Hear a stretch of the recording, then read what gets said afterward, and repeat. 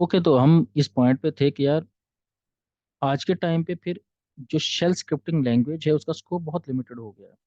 तो मतलब आज की डेट में अगर कोई बंदा ये कहता है कि यार मैं कोई शेल स्क्रिप्टिंग लैंग्वेज पे काम कर लूँ एंड आई कैन अर्न इतनी मनी वो अर्न कर सकता है कि उसका अच्छा गुजारा हो जाए, तो ये बात बहुत पुरानी हो चुकी है। अब ऐसा नहीं है, क्योंकि आपका इंफ्रास्ट्रक्चर का जो वे ऑफ वर्किंग है वो टोटली चेंज हो चुका है। देखें, आज से 5-7 साल पहले रिमोट जॉब्स नहीं थी, बट अब आपकी 80% जो जॉब्स हैं वो तो रिमोट शिफ्ट हो चुकी हैं। तो यहाँ पे जो है कन्फिग्रेशन टूल्स आते हैं।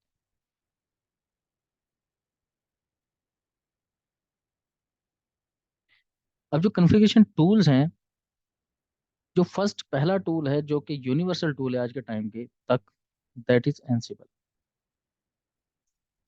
इसके बाद इससे पहले भी कुछ इस तरह के टूल्स थे, लेकिन उनके कुछ अपने इश्यूज थे जो कि हमारा भी इस क्लास का टॉपिक नहीं है। जैसे एक टूल था पपेट का नाम, फिर इसी तरीके से एक टूल था शेफ। तो ये कुछ और टूल भी थे जो इस तरह के कामों के लिए हम यूज करते थे, बट एंसिबल ने आके इन सबको रिप्लेस किया है। अभी जो बहुत पुराने एनवायरनमेंट है या कहीं पे आपको हो सकता है कि इसकी रिक्वायरमेंट निकले, बट थिंग इज दैट कि आज के टाइम पे जितने भी इंफ्रा हैं वो मूव कर गए हैं, उनका जो रिसोर्स है, उनकी जो डिमांड है वो एंसिबल की डिमांड है। तो जैसे मैंने पहले आपसे कहा कि शेल सिक्योरिटी के लिए आपको चैलेंज आते हैं। मिसाल के तौर पर चैलेंज नंबर 1 क्या है? आपको डीप ओएस नॉलेज हो आपको।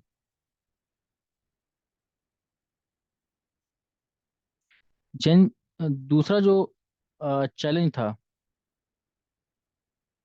नॉलेज ऑफ कमांड हो आपको। जो कमांड आपने एग्जीक्यूट करनी है, मिसाल के तौर पे आपने AWK की कमांड एग्जीक्यूट करनी है, तो you must know about that. And programming, जब तक आपको प्रोग्रामिंग नहीं आएगी आप नहीं कर सकते।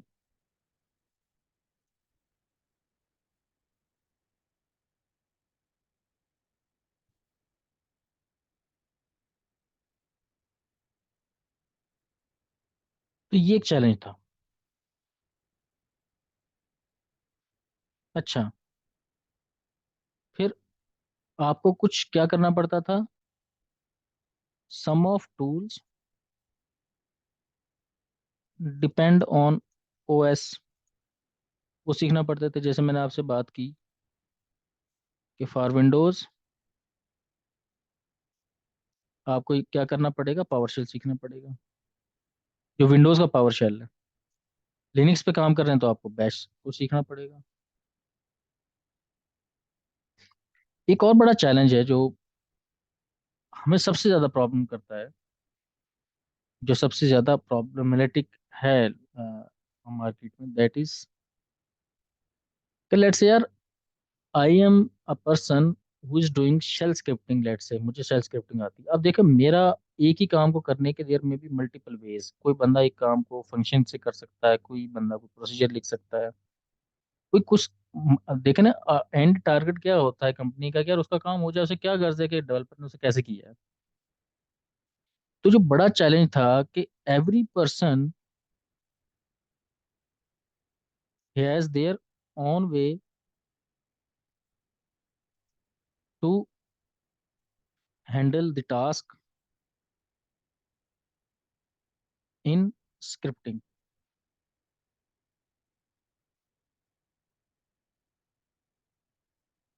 अब ये क्या करता था? समटाइम्स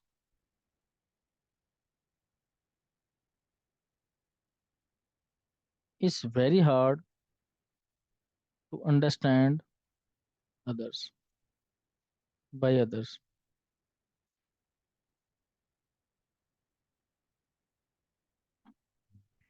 कि समटाइम यार मैंने स्क्रिप्ट लिखा है, अब आप 4 घंटे से यही सोच रहे हो कि यार बात साहब ने स्क्रिप्ट लिखा कैसे था और क्या लॉजिक लगा दिया।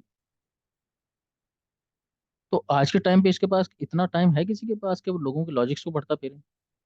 या आपने एक रिसोर्स इंडक्ट किया अपनी कंपनी में और उस रिसोर्स से जिम्मे लगा दिया कि यार आप हमारे 10 टास्क कर दो, उसने ऐसा लंबा चौड़ा स्क्रिप्ट लिख दिया कि अब अगर वो जा रहा है तो आपकी मजबूरी बना हुआ है, वो आपको ब्लैकमेल कर रहा है इस बात पे।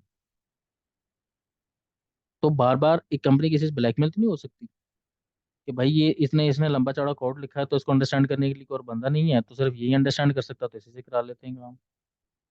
ये हमारी मजबूरी बना रहेगा। तो इस तरह के कुछ चैलेंजेस हैं हमें जब हम शेल स्क्रिप्टिंग की बात करते हैं। लेकिन अगर मैं ये कहूँ कि ये खत्म हो गया है, तो ये नहीं हो सकता, क्योंकि हर काम के लिए आप एंसिबल तो यूज नहीं करोगे। ऑपरेटिंग सिस्टम में सम टाइम आपको ट्रबल शूटिंग करनी होती है बहुत सारी, मतलब आपको वो चाहिए, उसकी नीड है। बस उसकी नीड को आप इंफ्रास्ट्रक्चर का जो आपका स्कोप है उस लेवल पे ना लेके जाओ। उसके लिए फिर आपके टूल्स हैं, जो कि जैसे हम एनसीबी की बात करते हैं। ठीक है, तो इसका सोल्यूशन क्या निकाला अभी? सोल्यूशन निकाला जो मैंने अभी नीचे लिखा कि कॉन्फ़िगरेशन टूल्स की तरफ आया जाए। अब जब हम कॉन्फ़िगरेशन टूल की बात करते हैं तो हम एनसिबल की अभी बात कर रहे थे।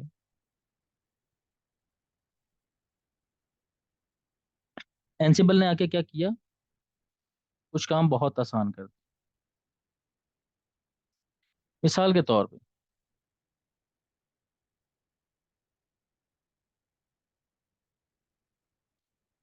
एनसिबल एक ऐसी लैंग्वेज है, ऐसा टूल है, sorry, not a language, can understand all scripting languages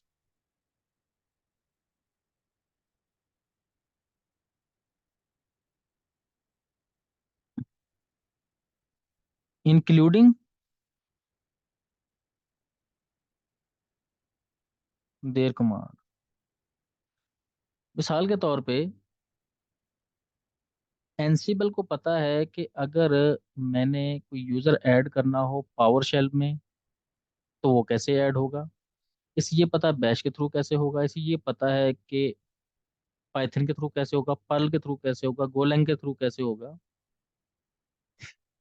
Ruby के थ्रू कैसे होगा। मतलब जो भी आपकी लैंग्वेज है स्क्रिप्टिंग के लिए जो हम यूज करते हैं, सभी की सभी लैंग्वेजेस में यूजर ऐड करने की कमांड क्या है, एनसिबल को इस बात का पता होता है पहले से। तो इसका मतलब ये हुआ कि अब आपको कमांड को सीखने की जरूरत नहीं है एनसिबल के होते हुए, वो काम एनसिबल खुद कर लेगा। बस आपने तो ये सीखना है कि एनसिबल के थ्रू यूजर कैसे ऐड करते हैं। ठीक है। दूसरा जो चैलेंज हमें आता था, जो ऊपर मैं बात कर रहा था, कि जब आपने यूजर ऐड करना है विंडोज में, तो विंडोज में यूजर ऐड करने के लिए क्या करते हैं, आप नेट यूजर की कमांड यूज करते हैं। जबकि लिनक्स में क्या करते हैं, यूजर ऐड की कमांड यूज करते हैं। एनसिबल कहता है कि don't need to do this, आपने एक ही कमांड यूज करनी है, और वही कमांड विंडोज पे भी चलेगी, वो लिनक्स के राउटर पे भी चलेगी, वो आपकी ESXi के होस्ट पे भी चलेगी, वो लिनक्स के किसी भी सिस्टम पे चलेगी, वो क्लाउड पे भी चलेगी। आपको अलग अलग कमांडें याद करने की जरूरत नहीं है। तो same syntax will be apply everywhere. ये दूसरा बड़ा फायदा हुआ एनसिबल का। तीसरा बड़ा फायदा क्या हुआ कि it works on push method. इसका क्या मतलब होता है? यार आप सभी लोग सिस्टम एडमिन्स हैं, if you do work on, let's say कि आपने अगर कैस्पर स्काई का जो एंड पॉइंट सोल्यूशन है, या इसका कैफी का है, या इसका है सिमेंटिक एंड पॉइंट है। देखिए हम जब मैनेजमेंट सर्वर बनाते हैं तो फिर हम ये डिसाइड करते हैं कि अब हमने किस किस क्लाइंट पे इंस्टॉल करना है इसको, इसका सॉफ्टवेयर चलाना है। तो हम क्या करते हैं, वहां से बैठ के क्लाइंट जनरेट कर लेते हैं, और सिस्टम साइड पे जाके या एक्टिव डायरेक्टरी के थ्रू को पॉलिसी बनाते हैं कि हम किसी सॉफ्टवेयर को इंस्टॉल करते हैं, तो वो काम करता है। यानी कि आपने हर क्लाइंट पे क्या करना है, सॉफ्टवेयर इंस्टॉल करना है पहले, फिर वो अपने मैनेजमेंट सर्वर सर्वर के साथ क्या कर लेता है, कनेक्टिविटी बना लेता है उसके साथ। वो जो काम मैनेजमेंट सर्वर चाहता है कि हो जाए वो हो जाए। यहाँ पे पुश मेथड का क्या मतलब होता है? कि यार आपने क्लाइंट साइड पे कुछ भी नहीं करना, आप सर्वर साइड पे बैठे हो, बस यहाँ से आपने कमांड जनरेट करनी है और वो क्लाइंट के साथ खुद ही सिंक हो जाए जो काम आप करना चाहते हो। यानी कि इसका मतलब ये हुआ कि आपको किसी एजेंट की जरूरत नहीं है, आपको किसी क्लाइंट साइड सॉफ्टवेयर की जरूरत नहीं है, कुछ नहीं करना है एनसिबल के केस में। जबकि बाकी जो कॉन्फ़िगरेशन टूल्स हैं उसके केस में क्या करना पड़ता है, आपको क्लाइंट कॉन्फ़िगर करना पड़ता है। जैसे माइक्रोसॉफ्ट विंडोज है, जब तक आप किसी सिस्टम को विंडोज एक्टिव डायरेक्टरी का पार्ट नहीं बनाएंगे तो उसकी ऑथेंटिकेशन सर्विसेज सारी एक्टिव ही नहीं होती, वो तो लोकल सिस्टम होता है, उसके लोकल यूजर होते हैं। तो एनसिबल के केस में वो कहता है नहीं यार आपको कुछ जरूरत नहीं, बस आप मुझे क्लाइंट बता देना मैं खुद कर लूंगा। क्लाइंट कैसे बताना है ये हम सीखेंगे। ये चौथी चीज जो ये है वो ये है कि एनसिबल का जो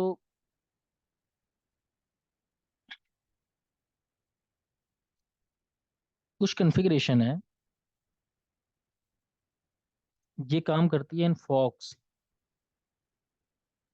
स्टाइल, या हम कहते हैं इसे पैरेलल।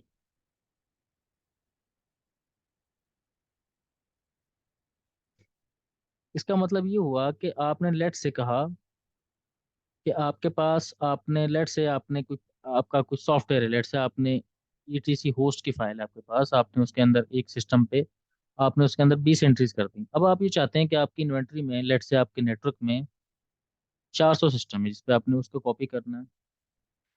तो क्या करेंगे, एक तरीका तो ये है कि पहले एक सिस्टम पे कॉपी किया, फिर दूसरे पे कॉपी कर दिया, फिर तीसरे पे कॉपी कर दिया, फिर चौथे पे कर दिया।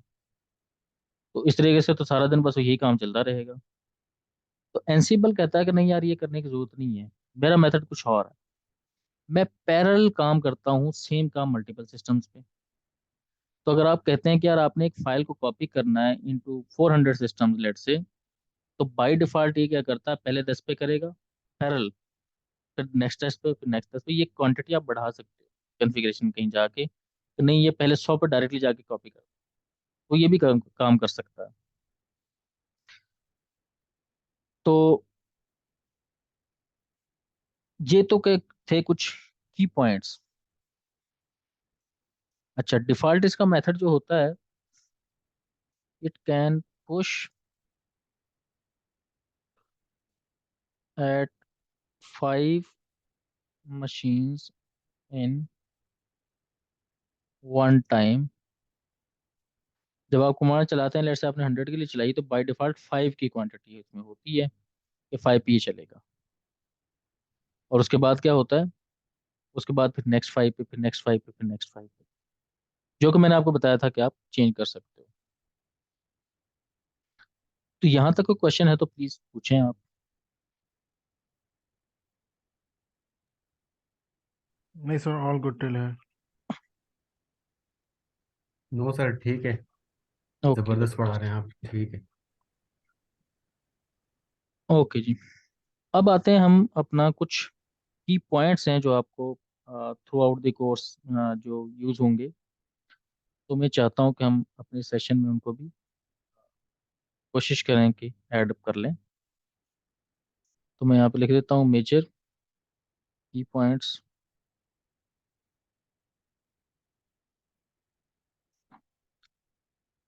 और टर्म्स भी हो सकती हैं, आप कह सकते हो विल नीड टू अंडरस्टैंड।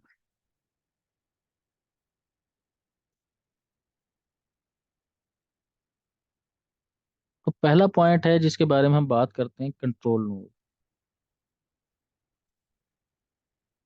कि भाई कंट्रोल नोड क्या चीज़ है।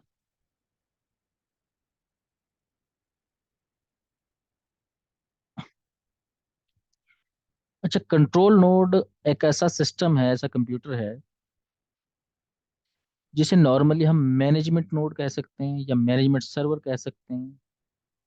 जैसे हम विंडोज के एनवायरनमेंट आपका लोग भाई आपका एक्टिव डायरेक्टरी सर्वर है, तो एनसिबल की जुबान में एक ऐसा सर्वर जिस पे बैठ के आपने काम करना है, जिस पे बैठ के आपने मैनेजमेंट करनी है,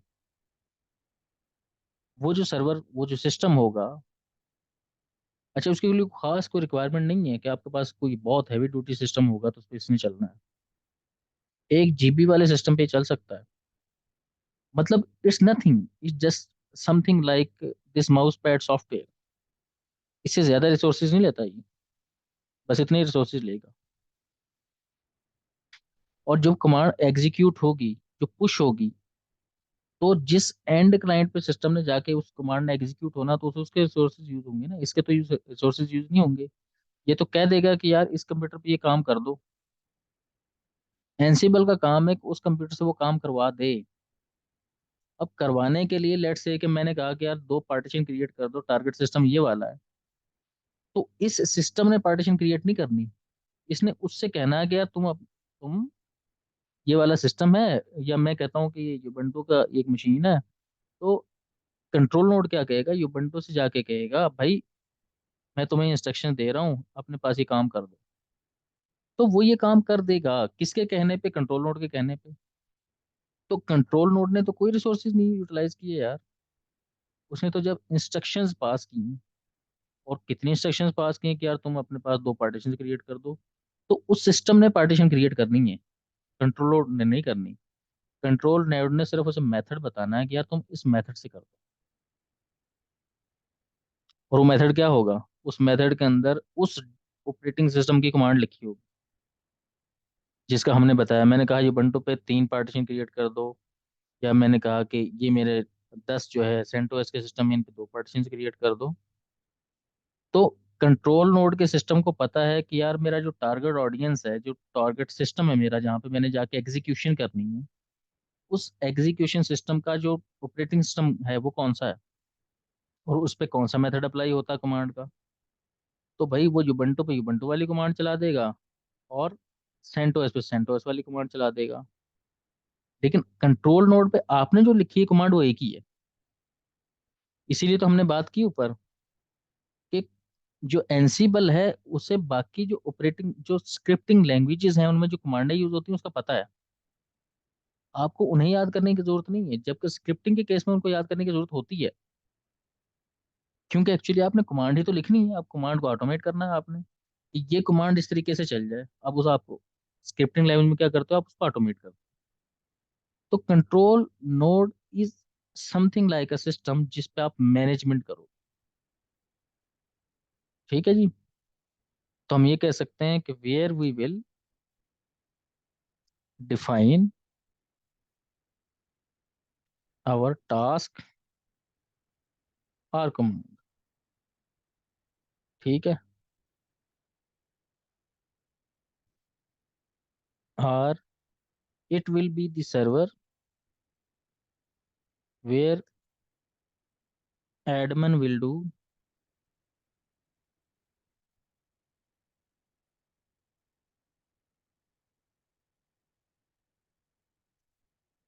the administrative task। ठीक है। अब यहाँ में जो की नोट पॉइंट है, जो आपको एज एन इंटरव्यू के क्वेश्चन के तौर पे याद रखना चाहिए, कि क्वेश्चन ये हो सकता है कि अच्छा ये बताओ कि जो मैनेजमेंट सर्वर होता है, जो मैनेजमेंट सिस्टम होता है, जो कंट्रोल नोड होता है, वो बेस ऑपरेटिंग सिस्टम कौन सा होना जरूरी है। तो इसका जवाब है टिल दिस टाइम, जब हम आज बात कर रहे हैं, we need Linux based operating system. ठीक है जी।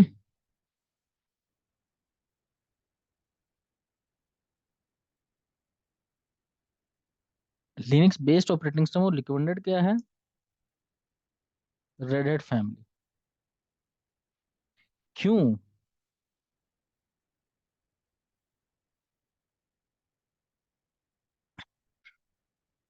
ये फैमिली के स्पेल ठीक लिखे हैं मैंने, FAI।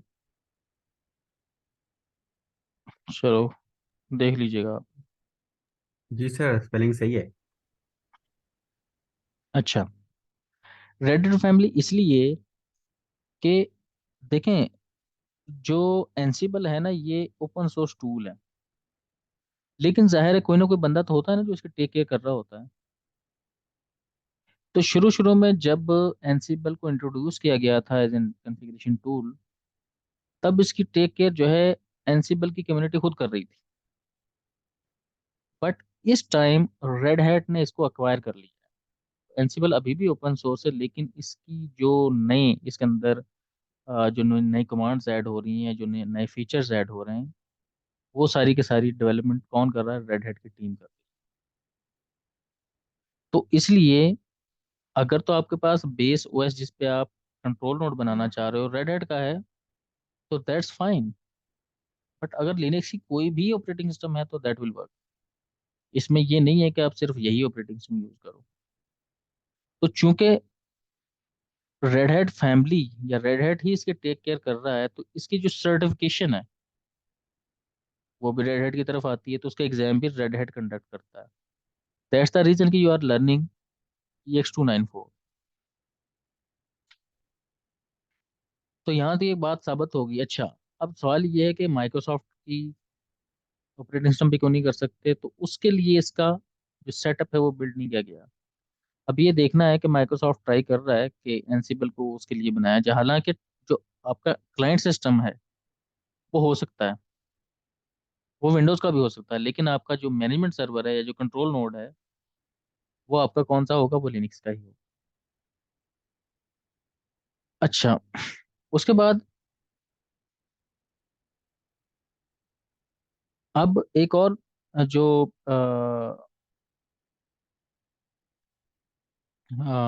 पॉइंट है वो ये है कि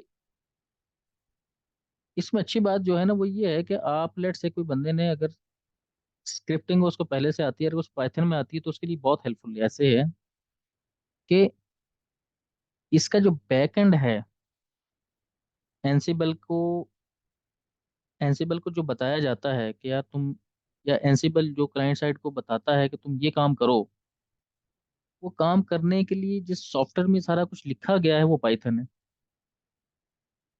तो एटलीस्ट जो पाइथन है उसका वर्जन आपके सिस्टम में 2.6 होना चाहिए एटलीस्ट। अभी 2.9 भी आ गया है, बट एटलीस्ट 2.6 होना चाहिए। तो हम जो एग्जाम में, आपका एग्जाम जो है वो 2.9 में भी हो सकता है या उससे पहले, लेकिन एटलीस्ट आपका जो पाइथन का वर्जन है जो इसे सपोर्ट करेगा वो 2.6 होगा। अच्छा, पाइथन अभी जो RHL 8 है या 9 है, इसमें ये नेटिव होता है। नेटिव का मतलब ये होता है कि जब कोई ऑपरेटिंग सिस्टम डिजाइन किया जाए तो ये पहले से डिसाइड कर दिया जाए कि इसमें कौन कौन से सॉफ्टवेयर हम प्री इंस्टॉल करके देंगे। जैसे नोट पैड होता है प्री इंस्टॉल होता है, वर्ड पैड प्री इंस्टॉल होता है। मैंने इसकी बात की जैसे यूबंटू, मैंने ये सॉफ्ट ऑपरेटिंग सिस्टम इंस्टॉल किया है ये वाला। तो इसमें जो ऑफिस है ये वाला, ये प्री इंस्टॉल्ड मिला है मुझे, अलग से इंस्टॉल नहीं किया है इसे। इसी तरीके से लिनक्स की जो मोस्टली डिस्ट्रीब्यूशन में पाइथन अब उनका पहले से इंस्टॉल्ड पैकेज होता है, आपको अलग से डाउनलोड नहीं करना। तो इसको हम कहते हैं नेटिव पैकेज। तो पहला इसका जो पॉइंट था वो ये तो वाला था जो हमें, मैं चाह रहा था कि आपको मैं एक दफा बता दूं। दूसरा जो पॉइंट है जो आपने अंडरस्टैंड करना है वो है मैनेज्ड नोड का। मैनेज नोड से आपको अंदाजा हो गया होगा कि वो नोड जिसे मैनेज किया जाएगा किसके थ्रू? कंट्रोल नोड के through. So if you are administrator of Ansible, you are the controller. और अब आपने जिस चीज को मैनेज करना है वो आपकी मैनेज्ड नोड होगी। नोड नॉर्मली हम क्लाइंट को भी कहते हैं। जैसे हम ये भी वर्ड यूज कर लेते हैं कि आपका कितना नोड का सेटअप है, या कितना कितने नोड्स का आपका नेटवर्क है। हम अक्सर ये टेक्निकल वर्ड्स यूज करते हैं। तो अब आप इसमें केस में ये कह सकते हो कि अच्छा यार ठीक है, आपके पास कितनी नोड्स हैं जिनको आप मैनेज करते हो थ्रू एनसिबल। तो अब जब नोड की बात करूंगा तो आप ये कह सकते हैं कि आपके पास कितने वर्क स्टेशन हैं, कितने सिस्टम्स हैं। This is something like that you can say. तो इट्स ओके। तो where the task will be executed, ठीक है, और वी कैन से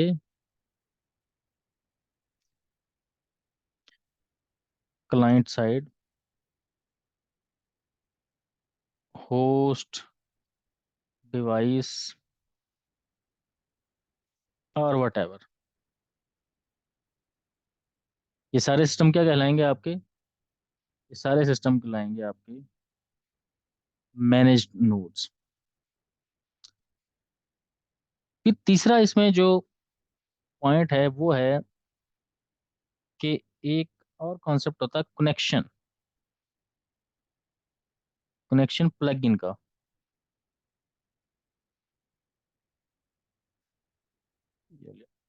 प्लग इन, ये कनेक्शन प्लग इन क्या चीज़ है? इसका मतलब ये हुआ कि यार जब मैं कंट्रोल नोड पे बैठ के कुछ एग्जीक्यूट करूं, या मैं कहूं कि यार मेरे ये 10 सिस्टम है, इनके ऊपर ये कर दो, तो वो जो मेरी कम्युनिकेशन होगी from control node to manage node, वो किस वे में होगी? ठीक है, यानी कि हम ये कह सकते हैं कि how controller will communicate with managed nodes और क्लाइंट्स। बल्कि मैं इसको स्लैश लिख देता हूँ ताकि कंफ्यूज ना हो आप।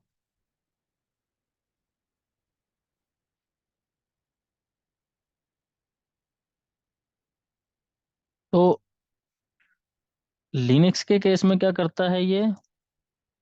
एसएसएच को यूज करता है। और विंडोज के केस में विंडोज का अपना एक सॉफ्टवेयर होता है विन आर एम का।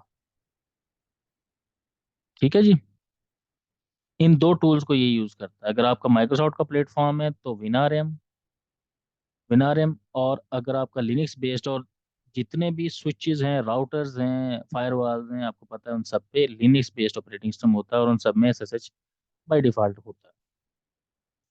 तो वहां पे आपको फिर विन आर एम की जरूरत नहीं पड़ती। तो जैसे एसएसएच विंडोज के लिए है, इसी तरीके से विन आर एम का सॉफ्टवेयर विंडोज के लिए होता है, रिमोट मैनेजमेंट के लिए। तो अगर इसको हम कहते हैं कनेक्शन प्लग इन, कि आपका जो क्लाइंट है वो कंट्रोल के साथ या सर्वर के साथ कैसे प्लग इन करेगा, तो थ्रू एसएसएच या विंडोज में विन आर एम। ये अक्सर इंटरव्यू में भी क्वेश्चन आ जाता है, तो you have to know about that. Then एक चौथा पॉइंट है इन्वेंट्री सिस्टम का।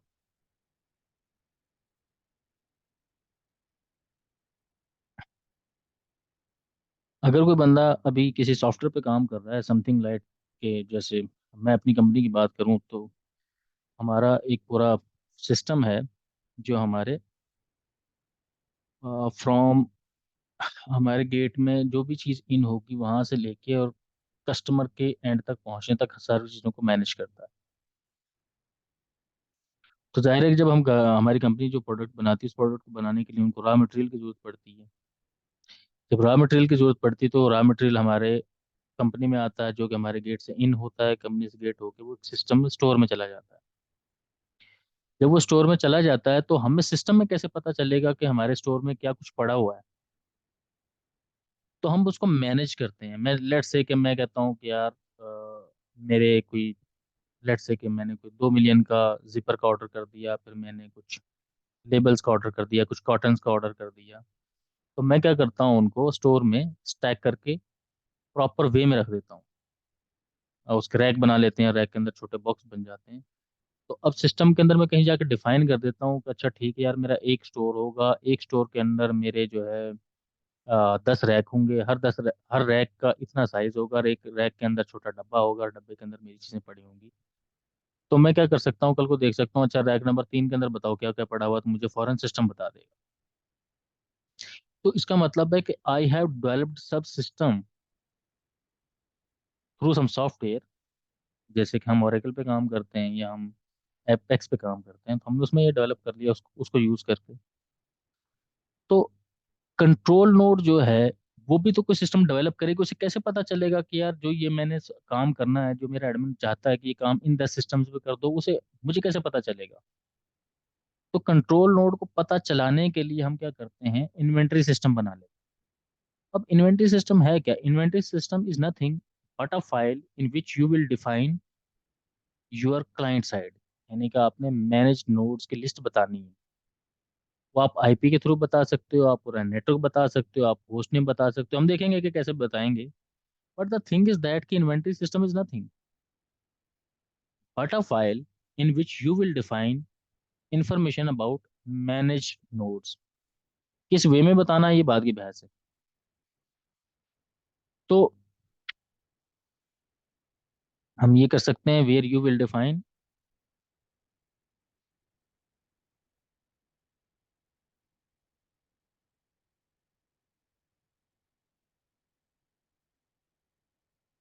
List of managed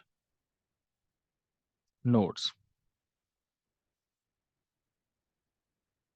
clients and devices. ठीक है जी। तो इन्वेंटरी सिस्टम आपका इस चीज को फोकस करेगा। तो अब इन्वेंटरी सिस्टम को डिफाइन करने के फिर दो तरीके हैं। एक हम कहते हैं स्टैटिक इन्वेंटरी, और एक आपकी होती है डायनामिक इन्वेंटरी। हमारा जो कोर्स है through out till your exam, और हमारी जो जेनेरिक वर्किंग होती है वो सारी की सारी होती है स्टैटिक इन्वेंटरी।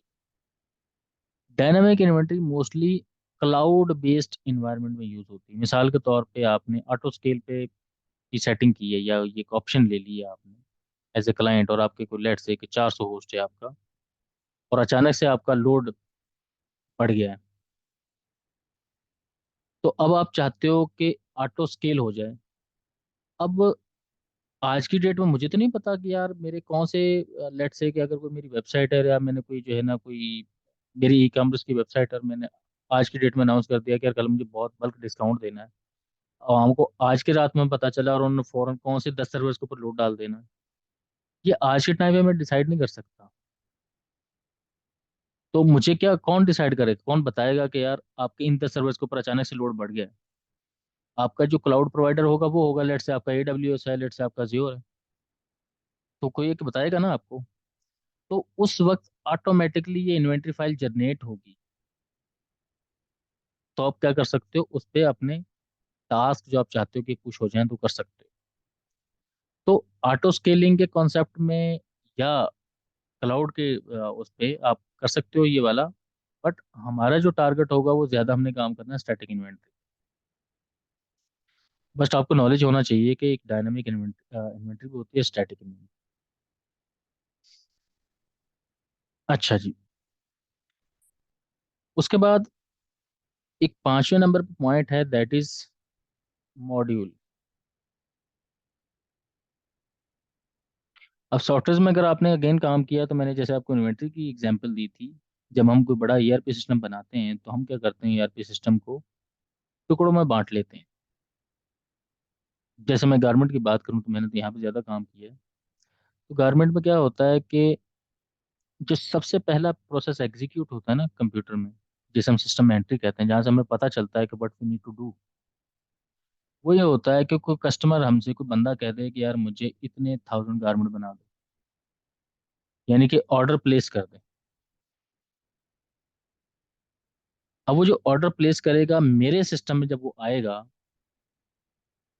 तो मैं उसकी एंट्री करूंगा। यानी कि किसी बंदे ने मुझसे कहा कि यार मुझे 10,000 गारमेंट बना के दो, तो मैं उसे 10,000 गारमेंट सेल करूंगा ना अपनी तरफ से, उसने मुझे ऑर्डर दे दिया। तो उसकी तरफ से जो आया वो मेरे लिए क्या हुआ, हम उसे ऑर्डर भी कहते हैं, और समटाइम हम उसे क्या कहते हैं, परचेज ऑर्डर भी कहते हैं। कि उस बंदे ने मुझे परचेजिंग के लिए ऑर्डर दे दिया या प्लेस कर दिया। मैं उसके अगेंस्ट क्या करूंगा, सिस्टम में एंट्री क्या करूंगा, सेल सेल ऑर्डर की, कि भाई मैंने ये चीज़ सेल करनी है। किस कस्टमर को करनी है ये एक बात की अलग है, बट मैं उसकी एंट्री करूंगा। तो मेरा पहला जो एंट्री पॉइंट है that is sale, sale order entry.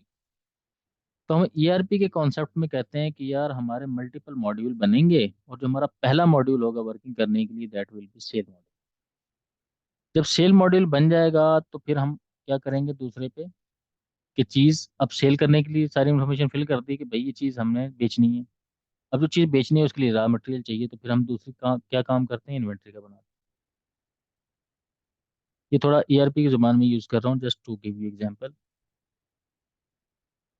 जब इन्वेंट्री का सिस्टम बन जाता है तो फिर हम क्या करते हैं, स्टॉक मैनेज करते हैं। तो स्टॉक का सिस्टम भी चाहिए। अब जिन लोगों से हमने चीज़ें परचेज की हैं, रॉ मटेरियल परचेज किया, उनको पेमेंट भी तो करनी है। फिर हम क्या करते हैं, अकाउंट्स के मॉड्यूल की तरफ आ जाते हैं। जैसे हम पेबल रिसीवेबल सारी चीज़ें करते हैं। तो अब क्या होता जा रहा है, मैं मुख्तलिफ मॉड्यूल्स बिल्ड करता जा रहा हूँ, क्योंकि मेरा टारगेट क्या है कि मैंने पूरा ईआरपी सिस्टम डेवलप करना है। अब ईआरपी सिस्टम में वन गो में है कि एक दिन में बैठ के नहीं कर सकता डेवलप। तो मुझे क्या करना पड़ेगा, मैं टुकड़ों में करूंगा, पहले एक काम करूंगा, फिर दूसरा, फिर तीसरा, फिर चौथा। तो जब एनसीबल को लॉन्च किया गया एज ए कॉन्फ़िगरेशन टूल, तो एक दिन में ऐसा नहीं था कि इसे सब कुछ का पता चल गया था। इसके अंदर क्या बनाया गया, छोटे छोटे मॉड्यूल बनाए गए। हर मॉड्यूल क्या करता है, किसी एक स्पेसिफिक टास्क को टारगेट कर लेता है। जैसे मिसाल के तौर पे मैंने कहा कि यार मुझे यूजर ऐड करना है, तो मैं एक मॉड्यूल बनाऊंगा जो क्या करेगा, एक ऐसा मॉड्यूल बनाऊंगा, एक ऐसे ऐसा प्रोग्राम लिखूंगा कि जिसमें मैं बता दूंगा कि यार अगर लिनक्स के अंदर यूज ऐड करना हो तो तुम ये कर लेना, अगर विंडोज के अंदर यूजर ऐड करना हो तो तुम ये कर लेना, अगर राउटर के अंदर यूजर ऐड करना हो तो तुम ये काम कर लेना, स्विच के अंदर ये कर लेना, कोई दूसरा वेंडर है तो उसके अंदर ये कर लेना, ये एसएक्सआई के अंदर ये कर लेना। यानी मैंने एक ऐसी फाइल लिखी, एक ऐसा प्रोग्राम लिखा जिसके अंदर सब सब कुछ इफ एल्स, और जो भी मैंने कंडीशन, जो भी मैंने फंक्शन लगाने थे लगा दी, और मैंने उसका नाम रख दिया एड डैश यूजर, बस। एक, तो as a end user, as a Ansible administrator या कंट्रोलर, या कंट्रोलर नोड के पर्सन के तौर पर मैं क्या करूंगा, मैं एड डैश यूजर चलाऊंगा।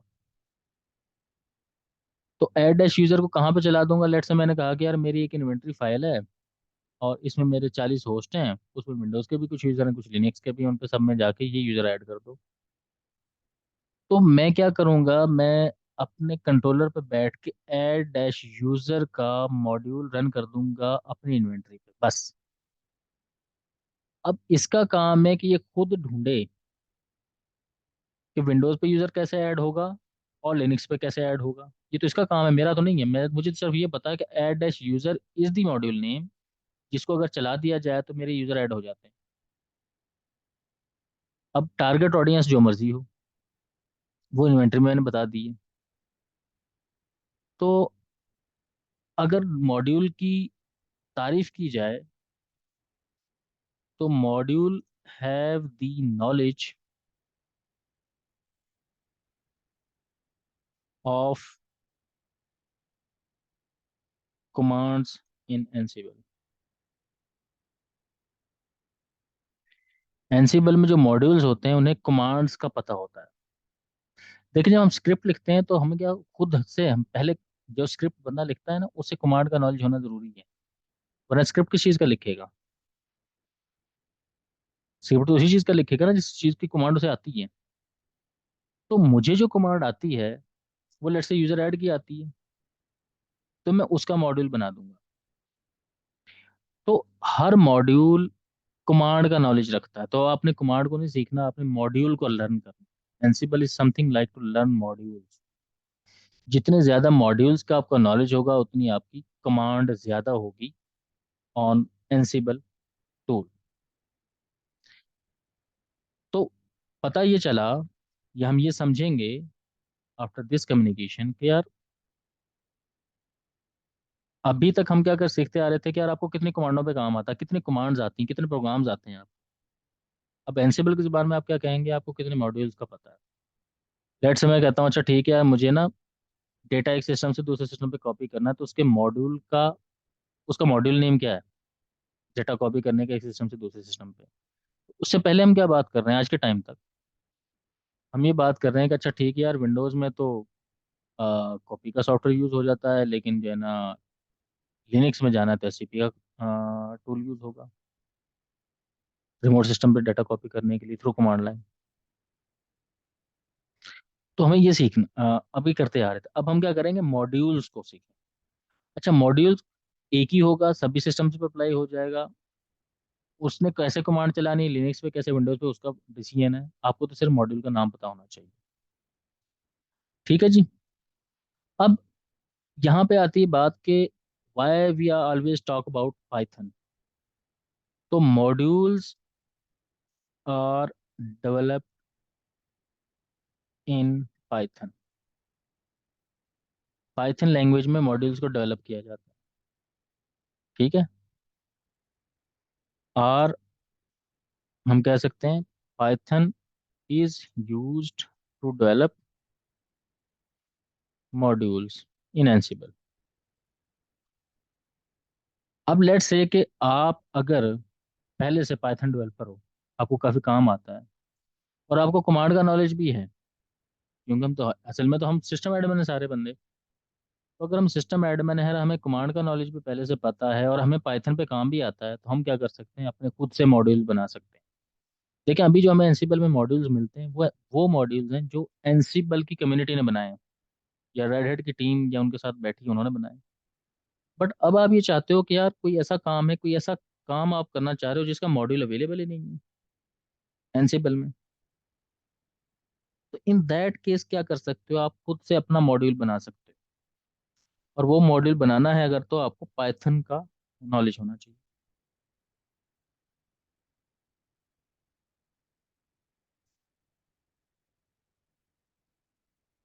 तो एक पॉइंट तो इसका मतलब ये था, मॉड्यूल के मतलब। अच्छा,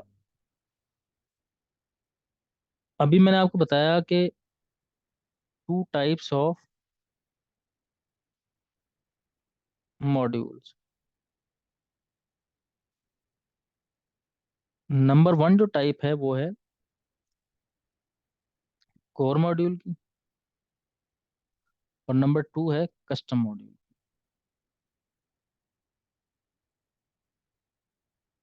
कोर मॉड्यूल वो होते हैं जो कि एनसीबल के नेटिव मॉड्यूल होते हैं, जो कि जब आप एनसीबल इंस्टॉल करते हो तो आपके सिस्टम में आ जाते हैं सारे के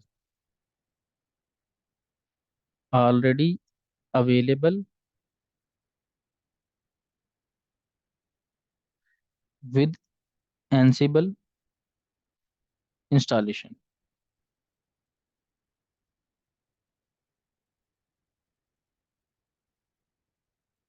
और जो दूसरे मॉड्यूल्स हैं, you can build your own.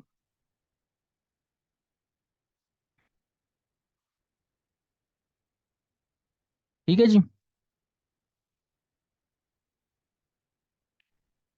तीसरा पॉइंट लिख देता हूं मैं, मॉड्यूल्स कैन बी बिल्ड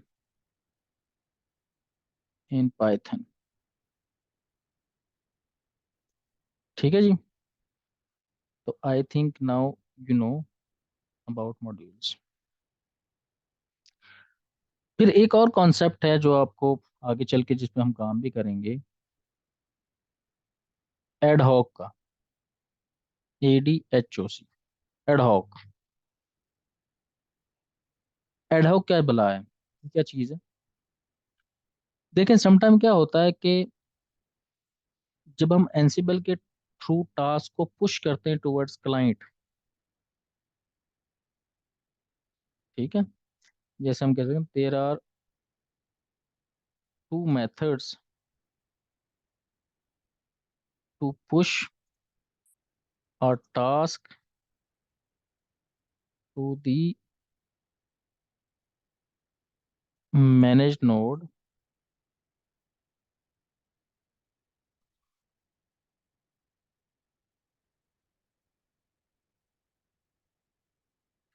एक टास्क होता है कि आप कमांड चला दो, जैसे हम एससीपी की या सीपी की कमांड चला देते हैं।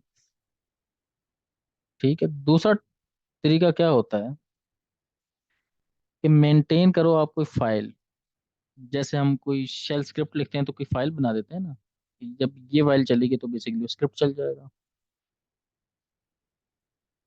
तो अगर तो आपको कमांड के थ्रू वो टास्क करना है, यानी कि आपको बेसिकली मॉड्यूल का पता है, आप कहते हो कि यार ये मॉड्यूल मुझे पता तो है, बस मैं वंस मुझे जरूरत है इसकी, आज कल को मुझे इसकी जरूरत नहीं रहेगी, तो बजाय कि मैं इसकी एक फाइल बनाऊं, उसके अंदर फिर इसको क्रोन टैब में ले जाके इसकी जॉब लगाऊं, तो बस मुझे मॉड्यूल का नाम पता, मैं भी बैठा बैठा यहाँ पे काम कर देता हूँ।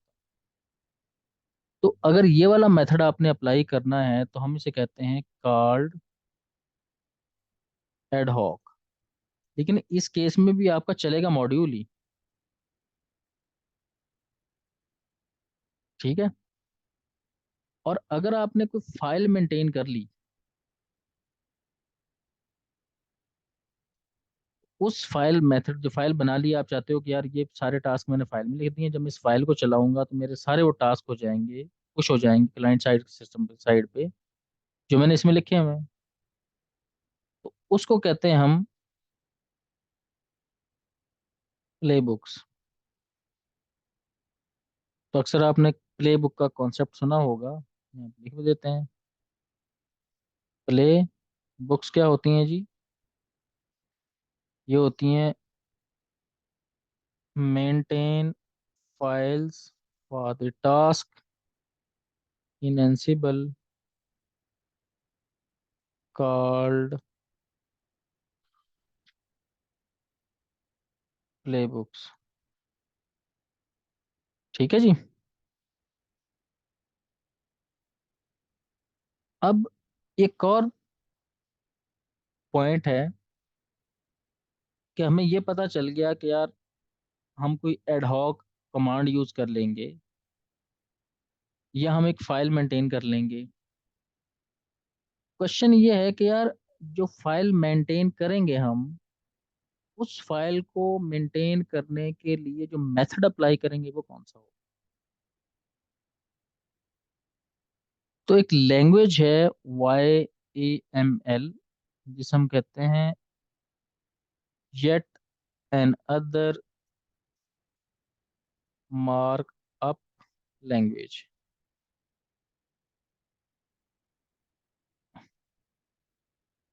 YAML, और इसकी एक्सटेंशन होती है .YML।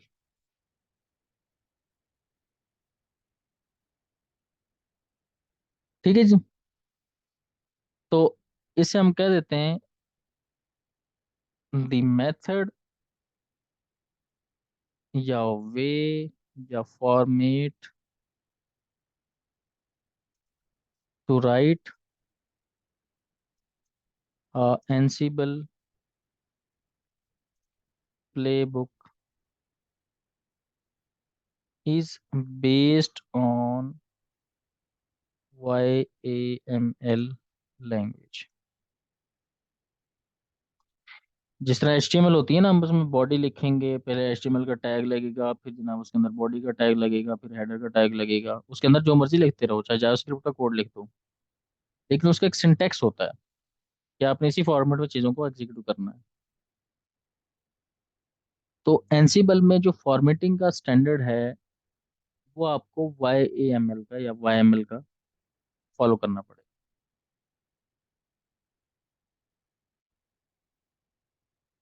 फिर आखिरी जो पॉइंट है 9 नंबर पे, वो ये है कि यार एनसीबल का क्या रोल है इसमें, इसमें पाइथन का।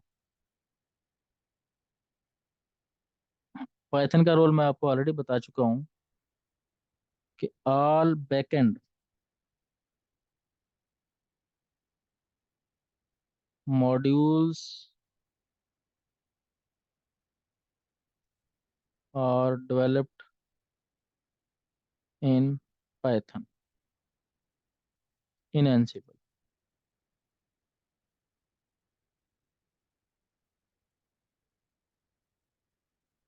फिर एक और नाम सुना होगा आपने, .INI।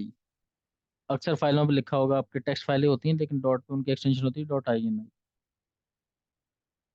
तो YAML के अंदर जब आप जिस फॉर्मेट को फॉलो करते हैं ना, वो INI वाला फॉर्मेट होता है।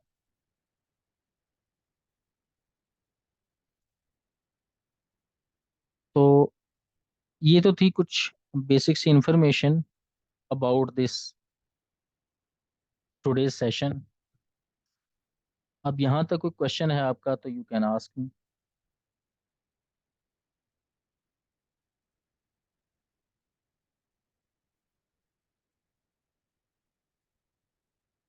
Are you there? वालेकुम अब्बास भाई। जी जी पूछें।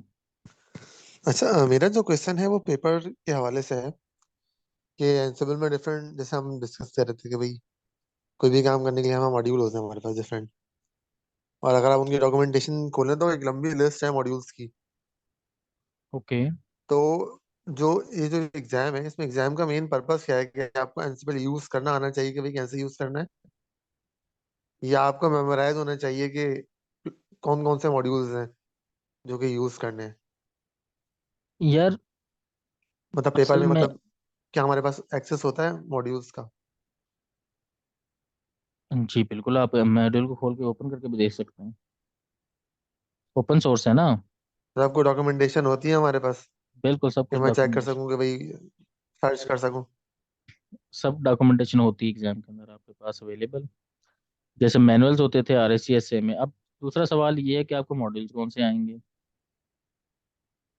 तो वो तो खैर RHCSA जी। के जो टास्क है ना, जो हम करते हैं कि पार्टीशन ऐड कर दो, यूजर ऐड कर दो, सॉफ्टवेयर इंस्टॉल कर दो, ऐसे लिनक्स की हम्म। पॉलिसी लगा दो, फायरवॉल में पोर्ट ऐड कर दो, सर्विस इनेबल कर दो, डिसेबल कर दो, ठीक है।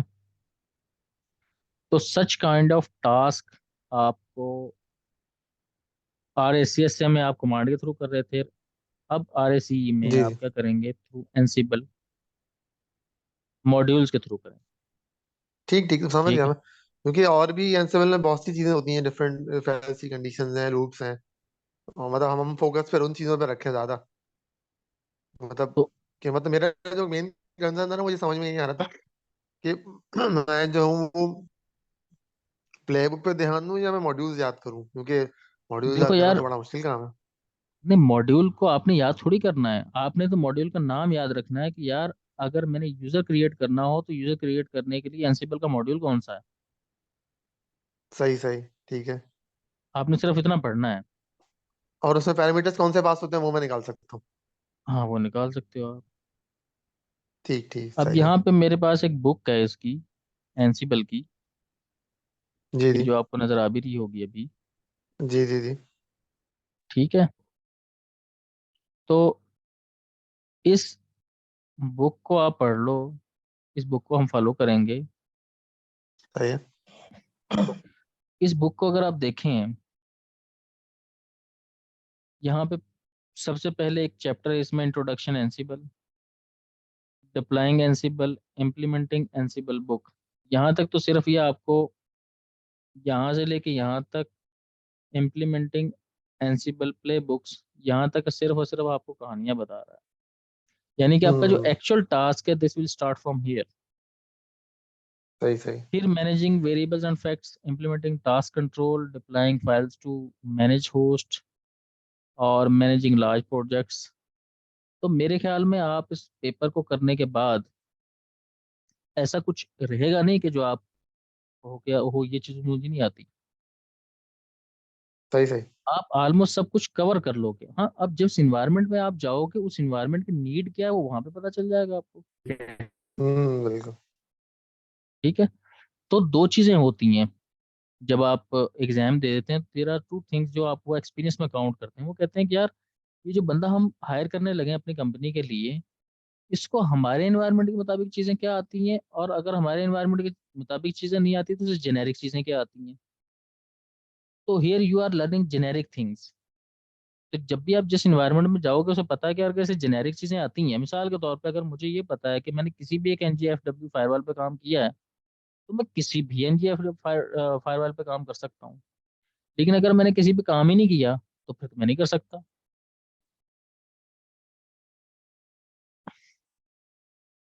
तो ये कुछ चीजें हैं। तो ये बुक है जिसको हम फॉलो करेंगे अपने इस सारे कोर्स के लिए। ये बुक मैं आपको अगेन ग्रुप में शेयर कर दूंगा, और ये बुक आप लोगों ने पढ़नी है। छोटी सी बुक से बहुत ज़्यादा नहीं है इसके, सिर्फ जो है ना ये पेज जो इसके दोनों डबल साइड प्रिंट कर लेंगे अगर आप बुक के तौर पे, तो ये तकरीबन कोई 250 के करीब पेज पेज बनेंगे आपके सारे, 250 जो भी बनते हैं। तो उसको आप प्रिंट करवा लीजिएगा और आप इसको इजीली एक एक चैप्टर करके पढ़ सकते हैं।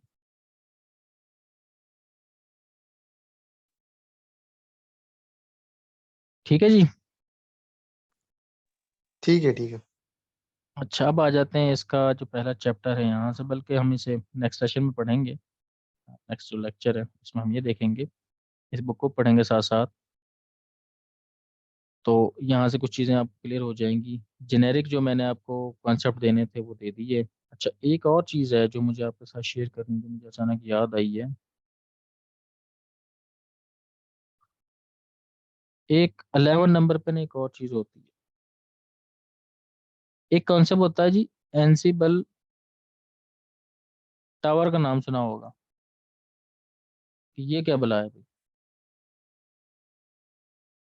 देखें, आप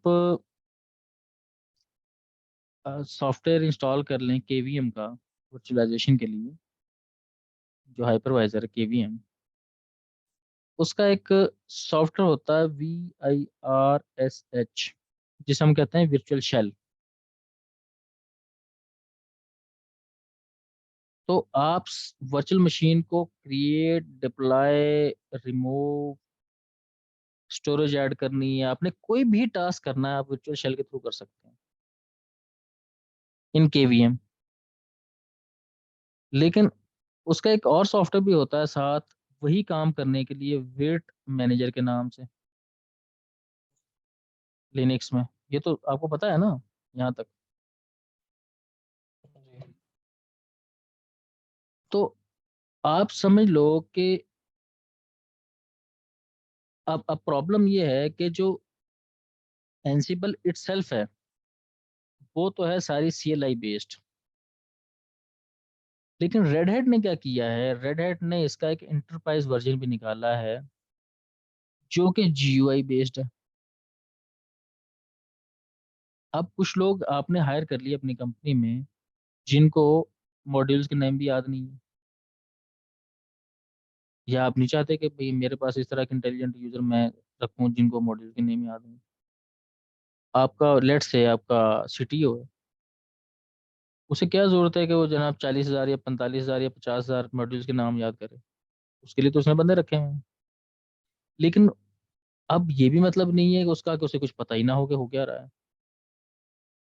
तो अगर वो उसका GUI इंटरफेस खोल ले और वहां से टिक टिक करके नेक्स्ट नेक्स्ट करके सारा काम कर ले, तो भाई मैं ये काम करना चाहता हूँ और यहाँ पे मेरे लिस्ट आ रही है इन्वेंट्री में जो मेरे होस्ट हैं उनकी, और उसके ऊपर ये काम कर दो तो हो जाएगा। तो एंसिबल टावर जो है, रेड हैट ने एंसिबल का ही इंटरप्राइज या GUI बेस्ड वर्जन निकाला हुआ है। तो नॉर्मली आपको ये कहीं मिलेगा नहीं, बट जहाँ पे जो है एंटरप्राइज सपोर्ट ली हुई है, रेड हैट की सब्सक्रिप्शन ली है कुछ कंपनियों ने, वहाँ पे हो सकता है कि आपको एंसिबल टावर पे भी काम करने का मौका मिल जाए। तो Ansible tower is nothing but a GUI interface of Ansible CLI। ठीक है, बैकएंड पे CLI होगी बट फ्रंट एंड पे आपको GUI मिल जाए। यहाँ तक ओके। जी।